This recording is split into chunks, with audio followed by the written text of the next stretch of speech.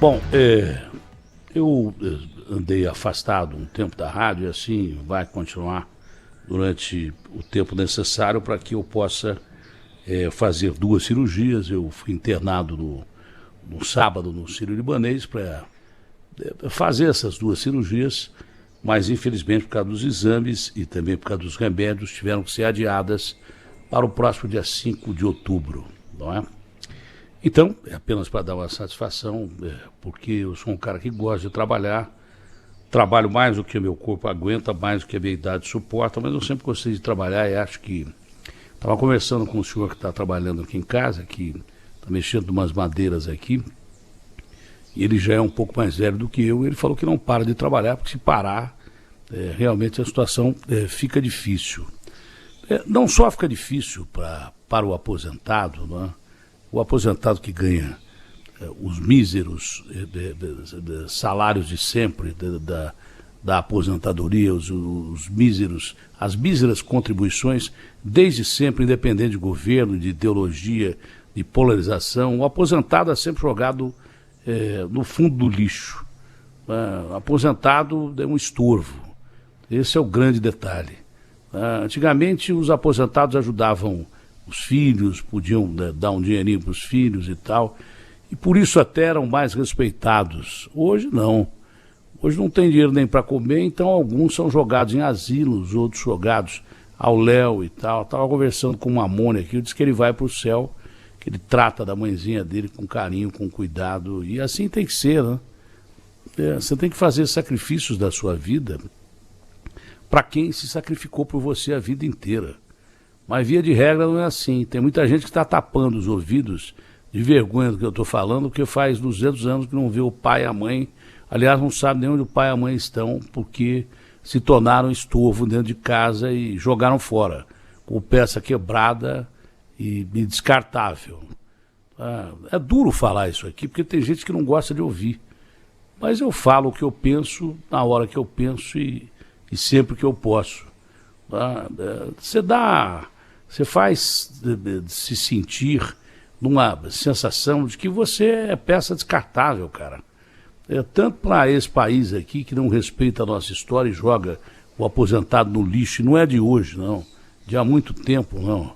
Você vê nações aí de outros países, pelo menos antes da pandemia, os velhinhos todos viajando, né, todo mundo curtindo a sua aposentadoria, depois de o país reconhecer que, na realidade, cada um contribuiu com aquele tijolinho naquela ponte da história do país. Aqui não.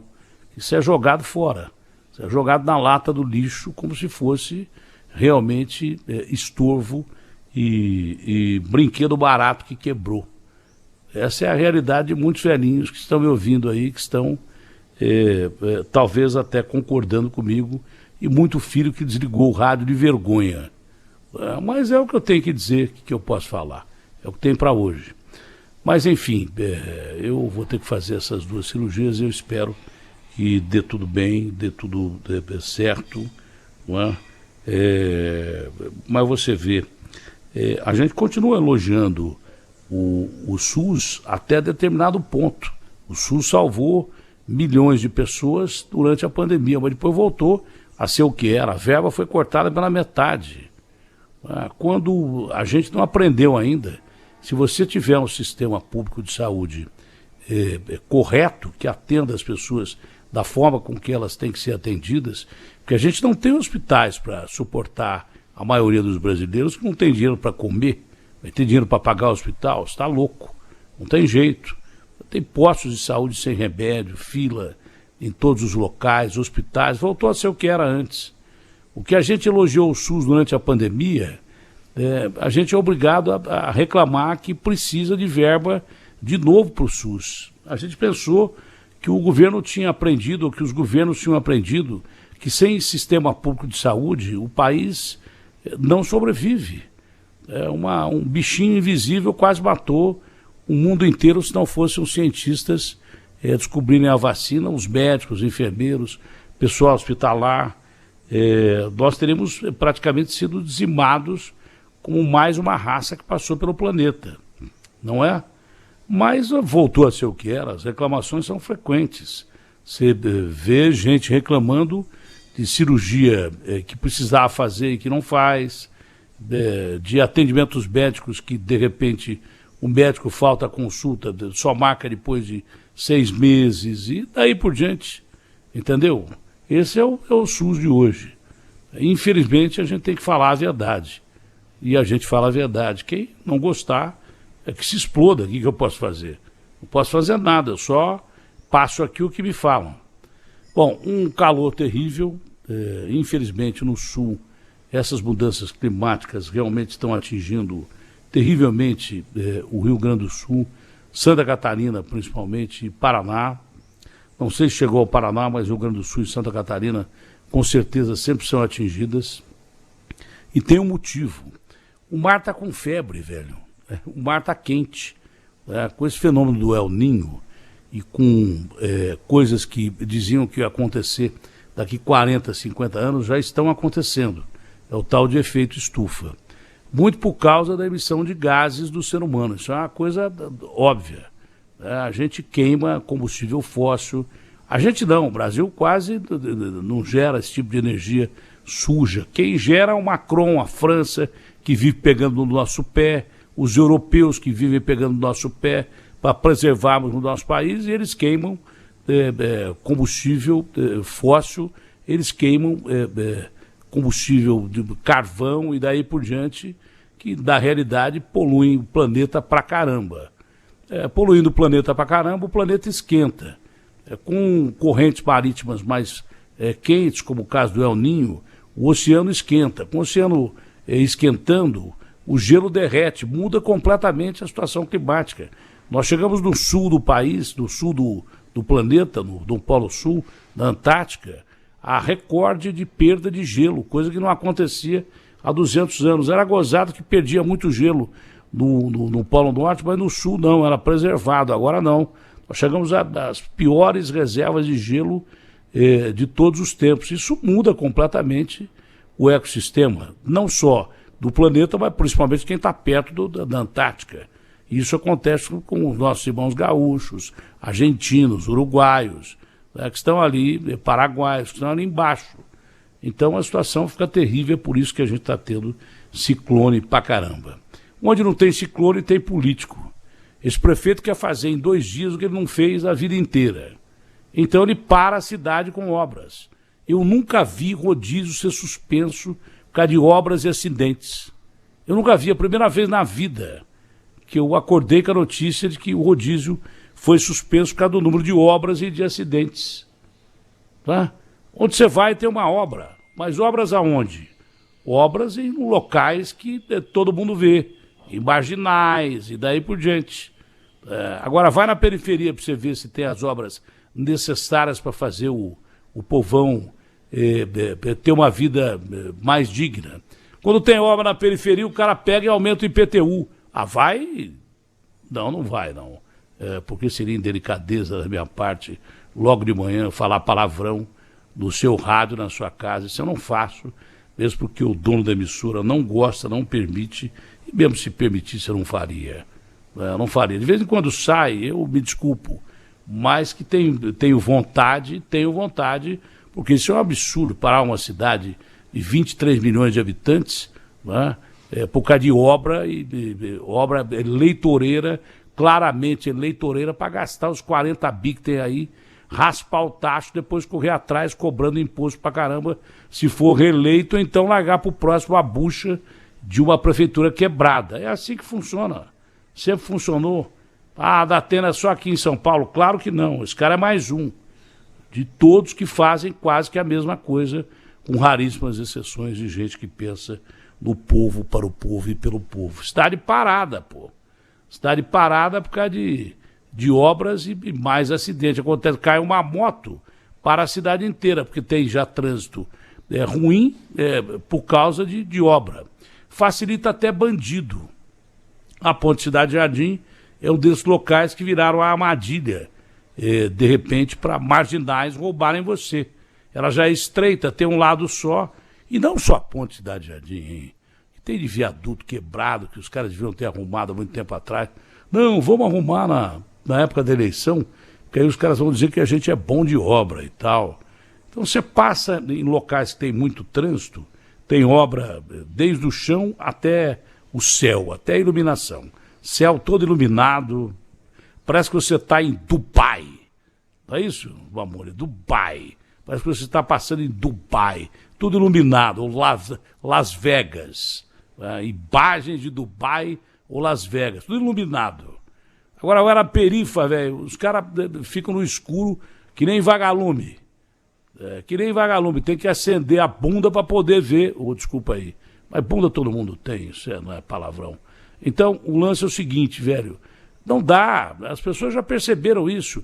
Agora, o que eu acho estranho é que esses caras não têm muita inteligência residual. Eu sou burro, eu reconheço que eu sou burro, mas esses caras acho que são burros como eu.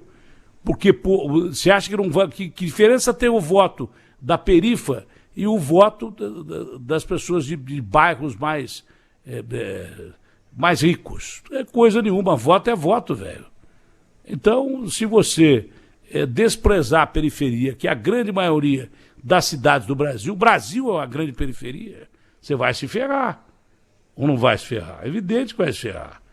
Vai pagar o preço das urnas e vai pagar. Pode ter certeza que vai pagar. Parar uma cidade inteira por causa de obra que podia ser feita com escalonamento durante o tempo todo de prefeitura. Até outro dia, quando saía a pesquisa, ninguém sabia o nome do prefeito da cidade de São Paulo. E se não fosse o Mário Covas ter morrido, o Bruno Covas ter morrido, aliás, o Bruno, meu amigo, o Bruno e o Mário, duas pessoas que eu admirei muito na minha vida, políticos. O Mário, bom, o fruto não cai longe da árvore. O Mário que era um sujeito peitudo pra caramba, descia no meio de greve e era emburrado, mas não fazia média com ninguém. E o Bruno, já ao contrário, doce, mas duro como um avô, sabe, firme como um avô. Quando ele me convidou para ser candidato a vice-prefeito de São Paulo, ele disse assim: Datena, se alguma coisa acontecer comigo, eu gostaria que a cidade ficasse em boas mãos. Eu jantei com ele várias vezes e tal, e fizemos um acordo com outros políticos aí. Eu cheguei a ser candidato a vice do Bruno, mas depois desisti, porque outros políticos me desestimularam. Eu disse ao Bruno: Bruno, eu vou desistir porque tem muito cara me enchendo o saco. Ele falou: Datena, eu gostaria que você continuasse, mesmo porque as opções que eu tenho não são tão boas assim. Antes eu tivesse continuado, não gostaria jamais de assumir a prefeitura nas circunstâncias em que teria que assumir, na verdade, tanto que eu coloquei no dia que aceitei ser candidato a vice do Bruno, e há pelo menos 3 ou 4 políticos para provarem isso, que eu não aceitaria ficar no lugar do Bruno se ele tivesse algum problema realmente muito sério, ou morresse, ou coisa assim. Eu me recusaria a aceitar essa função. Iria com ele para a eleição, para ajudá-lo a ser eleito, né? Mas faria as funções de vice-prefeito, mas não aceitaria o lugar dele se ele morresse. Foi isso que eu falei durante a reunião lá. Tem 3, 4 pessoas para provarem o que eu digo. Mas eu vou te contar uma coisa, para ficar do jeito que estava aí, no fundo até poderia reconsiderar num momento decisivo em que o Bruno, mesmo o Bruno não muito bem, eu tive problemas, tive infarto, ele foi me visitar no hospital. Pô, ele me deu exemplos de vida que eu fiquei embasbacado. É a primeira vez que nós fomos internados juntos. Eu por um problema, ele já pelo câncer. Ele ficou no quarto da frente. É uma coincidência enorme. Aí eu fui até o quarto dele e falei: Datena, nem aqui você me larga e tal. E aí começou uma amizade que foi curta, mas foi muito bacana. O que eu aprendi com esse menino foi um negócio impressionante. O que eu aprendi com o Bruno, a força que ele me deu no hospital, e depois quando eu sofri o infarto, e claro, com 6 stents você sofre um infarto, você fica preocupadíssimo, a força que ele me deu, porque ele nunca, em momento nenhum da internação que ele teve no hospital, ele reclamou de nada. Os enfermeiros, os médicos diziam que o cara é uma fortaleza. Que pena que nós perdemos o Bruno como gente, como político, como prefeito, como Podia ser presidente da República. O Bruno faz uma falta enorme. Que pena que a gente perdeu o Bruno. Por isso que quando eu falei do Bruno, eu falei do Mário também. Né? Porque são da mesma forja. E gente assim não encontra mais, não. Não encontra mais. Gente que pensa no povo, você tem que procurar com uma lanterna para achar gente que pensa no povo de verdade. Gente que pensa em ajudar o povo, é difícil. É difícil. É uma situação complicadíssima, não é? Então, Deus queira que eu tenha forças aí para passar bem por essas 2 cirurgias, que não vai ser feita pelo SUS, vai ser particular, com um plano que eu pago uma grana desgraçada, porque eu prefiro pagar plano de saúde do que usar o SUS, porque, a não ser em último caso, né, em casos que há necessidade, né, transplante, por exemplo, é feito pelo SUS, não é feito por outro lugar. Vide o caso do Faustão aí. Mas enquanto eu posso pagar o hospital, por que eu vou ocupar lugar do SUS, né, se eu posso pagar o hospital? E realmente o que eu confiei no SUS durante a pandemia, já não estou confiando tanto assim. E os governos são burros, não importa se de direita, de esquerda. Pô, se você investe na saúde do povo, é a história do mens sana in corpore sano, mente sã, corpo bom.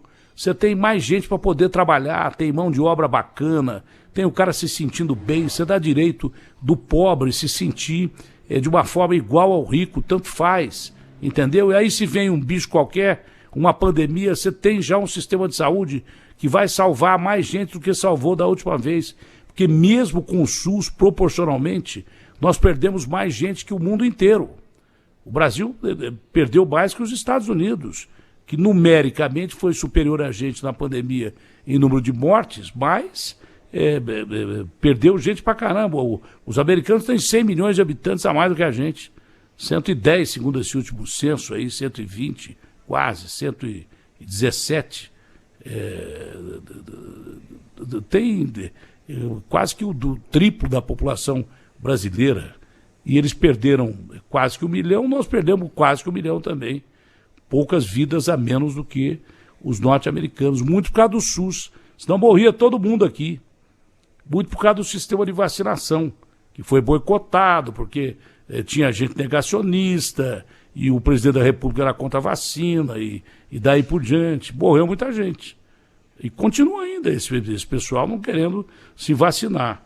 Se vier um bicho aí do jeito que está o SUS, vai todo mundo para o espaço. Então, e outra coisa, todo mundo tem o direito de tratamento igualitário. Me ajuda aí, ó. Todo mundo tem o direito de ser bem atendido na hora de ficar doente, cara. A pessoa doente já é uma dificuldade. O pobre tem que pegar busão, trem, todo arrebentado para chegar na porta do hospital, cara. Chega na porta do hospital, o aparelho está quebrado. Volta daqui 2 dias. O médico não está aí hoje. Volta daqui 6 meses. É mentira o que eu estou falando? Eu estou errado no que eu estou falando? Claro que não é. Ou vai no posto de saúde, o cara até para pegar aspirina não tem aspirina.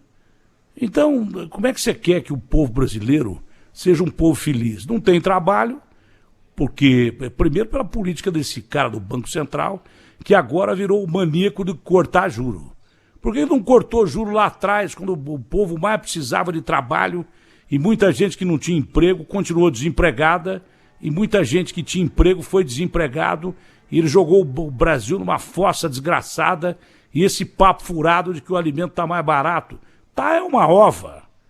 O próprio Mamone, com quem eu conversava aqui um pouco antes de ir pro ar, ele disse que de um mês para o outro, a despesa que ele faz para a mãe dele aumentou em quase R$300. Então, que droga é essa de que caiu a inflação? Então, os números divulgados nem sempre são os números de verdade.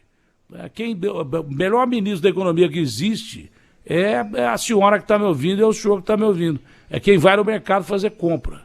Não venha com essa história que o país está no caminho certo e tal, porque não é que o país está no caminho certo, nós viemos de uma quebradeira geral. No mundo inteiro, pega um cara que põe juros abusivos, a preço de agiotagem, não sei como é que não expulsaram esse cara de lá. E agora o cara quer diminuir juros todo dia. Não adianta. Muita gente já morreu de fome, muita gente já perdeu emprego, muita gente já não arrumou emprego. Basta você sair pela rua aí e ver pessoas esfarrapadas conversando sozinhas, como se estivessem pedindo para morrer. Não é? Esperando ser atropelado, esperando morrer, se matando e daí por diante. Ou morrendo de fome mesmo. Então a realidade tem que ser dita. O duro que você ouvir a realidade não é legal, não. Os caras preferem ficar alienados, ouvir bobagem, ouvir, sei lá, vídeo de brincadeira. Os caras preferem isso. A realidade é outra, o mundo é outro. Esse metaverso que os caras ficam imersos aí não existe. O que existe é esse sol desgraçado que está rachando a cabeça de muita gente aí, trabalhando em obra. Que esse cara, no mínimo, podia ter inteligência, o prefeito de São Paulo, botar num calor desse aqui, o trabalhador trabalhando de madrugada e recebendo adicional noturno. Pergunta se ele queria. Claro que queria.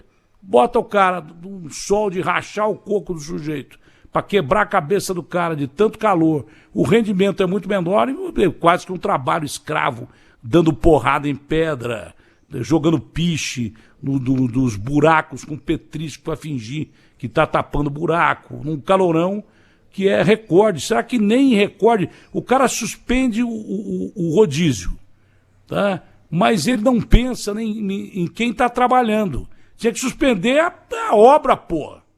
Tem que suspender a obra, põe a obra de madrugada e deixa o povo andar durante o dia.